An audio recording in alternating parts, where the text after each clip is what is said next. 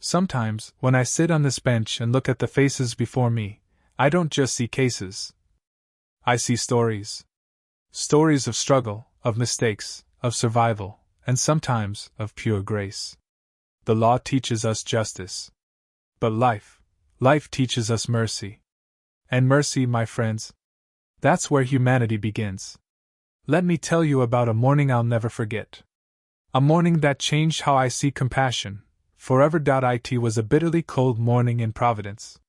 Snow had started falling outside the courthouse. People hurried in with their coats pulled tight, trying to escape the chill. Inside the courtroom, we had a long line of cases: speeding tickets, parking violations, small misdemeanors. The usual. And then, she walked in. A girl, maybe 19 or 20. Thin, shivering, her clothes damp from the snow. She looked tired, like the world had already asked too much of her. The clerk called her name softly.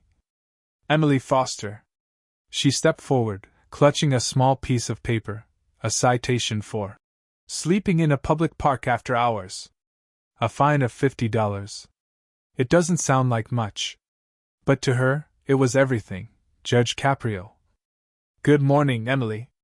How are you today? She hesitated, eyes low.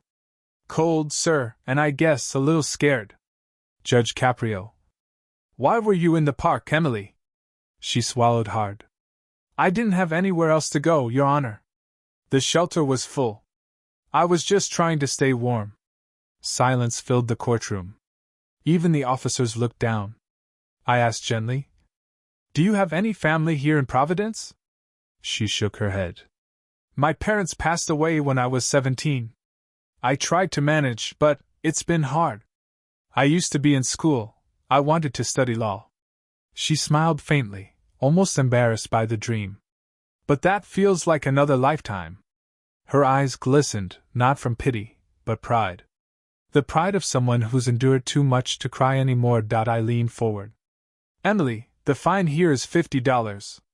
But I want to ask you something more important. When was the last time someone treated you with kindness? She looked up, confused. After a moment, she said softly, I can't remember. That answer hit me harder than any legal argument ever could. I took a deep breath. Emily, sometimes life gives us more pain than we deserve. But that doesn't mean we stop deserving kindness. I reached into my pocket and pulled out an old silver coin I'd carried for years, a coin given to me by my father when I first became a judge. He told me, Frank, keep this with you. Let it remind you that mercy is worth more than gold. I held it up and said, Emily, this coin has been with me for a long time. It's not worth much in money, but it carries a story. It reminds me that no matter how broken someone looks, there's always a spark of good left in them. I want you to have it. Her eyes widened. She tried to refuse, whispering, I can't take this, sir. It's yours. I smiled. No, Emily. It's ours. And maybe someday, when your life turns around, you'll pass it on to someone who needs to remember mercy too.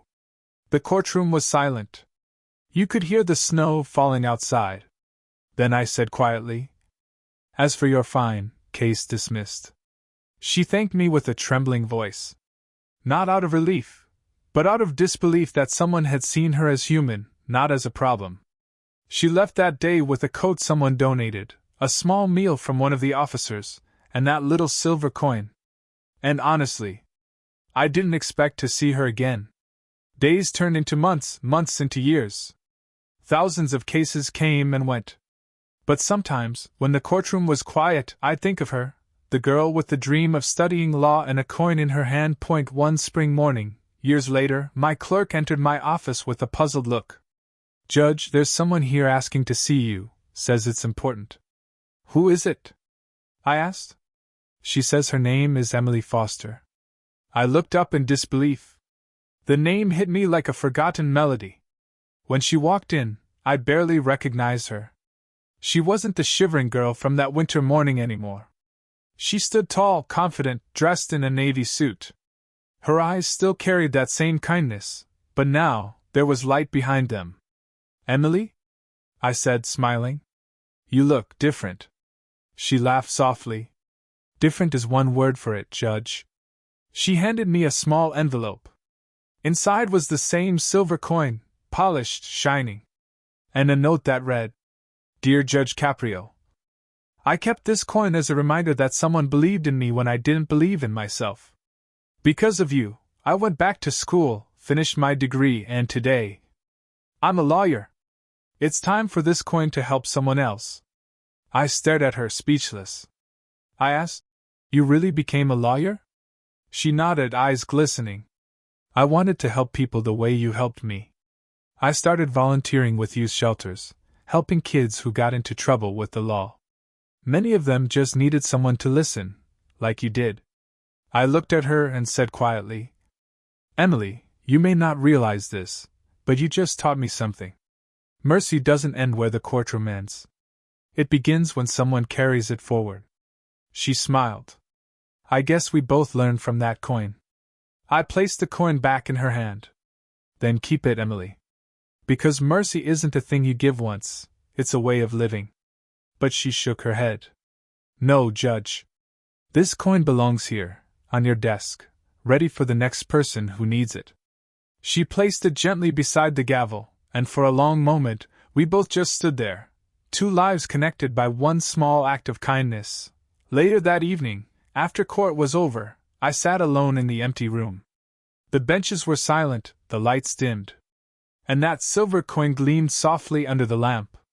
I thought about how easily we pass judgment in life, how quick we are to measure others by their mistakes, without knowing the storms they've survived.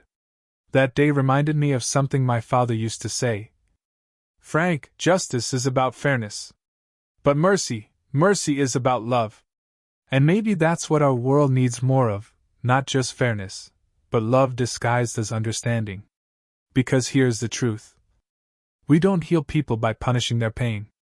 We heal them by reminding them they're still worthy of hope.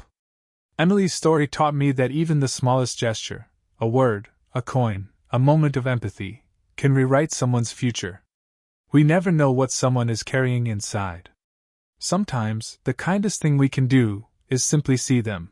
Judge Caprio, addressing viewers. If you're listening to this today, maybe life hasn't been fair to you. Maybe you've fallen, lost, or been forgotten. But let me tell you something, your story isn't over. Sometimes it takes one person to believe in you to change everything. And sometimes you are that person for someone else. So the next time you have the chance to show mercy, do it. Because mercy is never wasted. It always finds its way back. Just like that coin. That silver coin still sits on my desk today.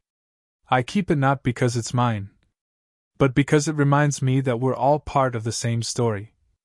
A story of struggle, of kindness, and of the extraordinary power of mercy. And every time someone walks through my courtroom doors, I remember Emily, the girl who turned mercy into purpose. So if you ask me what justice truly means, I'll tell you this. Justice is the balance of truth and mercy. And mercy, that's the soul of humanity.